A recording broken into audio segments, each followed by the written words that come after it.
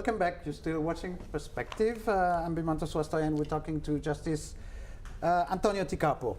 I'm interested when you said you have to show some administration over the island. Is this the case for China now? They're building over reefs, over rocks, over whatever. They're building bases. What they say is shelters or something like that. Is that what they want to achieve, or? Well, the principle in international law is whatever you do after the dispute starts will not count anymore. Okay. So if the dispute has started and you start and you occupy it, you administer it, that's not counted. You must show your administration of the before the dispute. You must show that you sent surveys there, sent research, marine research there. But the moment there's a dispute, whatever you do will not strengthen your case anymore. All right. So what is the advantage? What China is doing will not strengthen its case. You must show you must show effective administration before the dispute arose. Right. That's, maybe they have to show that maybe in the 70s. That they had already been active. That they have been actively occupying it or administering it, but they cannot show that because they came late. What's the advantage then building up all those bases? They're building one big base also. Yeah, they're building on Fiery Cross Reef. They're reclaiming an area of 200 hectares. That's huge. They plan to build an air base and naval base there. Right. Right now, Fiery Cross Reef, at high tide, it's just about 1 to 2 meters above water. Right. But they're converting that into a 200-hectare air and naval base. Sand and things like that. Well, legally, it does not count. It does not change the status of the rock. But what they will do is they will just stay there, since they believe that nobody will evict them, because nobody has the military might to throw them out. So they're using brute force to stay there. Talking about the Convention on the Law at the Sea, the UN one, you said there is a system of a mechanism of arbitration. Why is nobody taking recourse to that? Well, when the architects of UNCLOS made sure that all maritime disputes will be resolved within the convention, either through compulsory arbitration or compulsory conciliation. What is the difference? Well, in compulsory arbitration, the decision is binding. Right. In compulsory conciliation, the decision is not binding, but there is a very strong persuasive force. In other words, the decision of the Compulsory Conciliation Commission is practically a statement of what international law is recognized with respect to the dispute. Okay. But legally, no party is bound by that, but it has a very strong moral force. Now,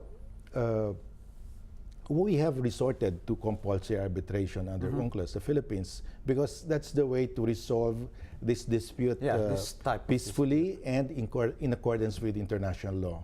And we have done that.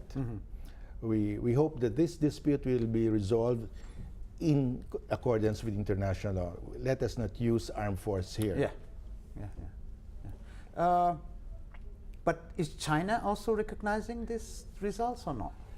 China has not participated in the compulsory arbitration case.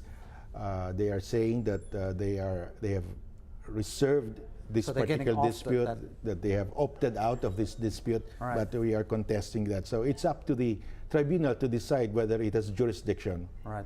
And we await the decision of the tribunal in that case. Is it only the Philippines that have moved compulsory arbitration? Yes, we are the only country that has brought China to compulsory arbitration under UNCLOS. Right. But if we win, if, for example, the tribunal says the 9-dash line is void because it violates international law, it violates UNCLOS, then all the countries, coastal countries will benefit. Right. Vietnam, Malaysia, Brunei, and Indonesia will benefit. Well, what, to your knowledge, are other countries doing to solve the dispute? Well, in the case of Vietnam, they have actually filed a letter. They submitted a letter to the tribunal saying that they agree with the position of the Philippines that the 9-dash lines are They don't- incompatible with the Exactly. They UNCLOS. don't mean anything. The other countries have not made any statement, but I'm sure they will be happy if the Philippines wins. You, so far, the basis has been one by one, like Philippines and China, Vietnam and China.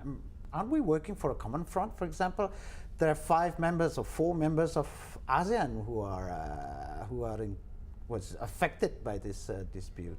Well, the ASEAN as a group has proposed to China a code of conduct All right. in the South China Sea. But that code of conduct has moved very, very slowly. China is not in a hurry. Yeah. China might agree to a code of conduct the moment it completes its reclamations, its air Right. bases. Right. But then the code of conduct will be useless because at that time, They would have a stronger yeah, presence. I mean, it's a fait accompli already. They are in control already.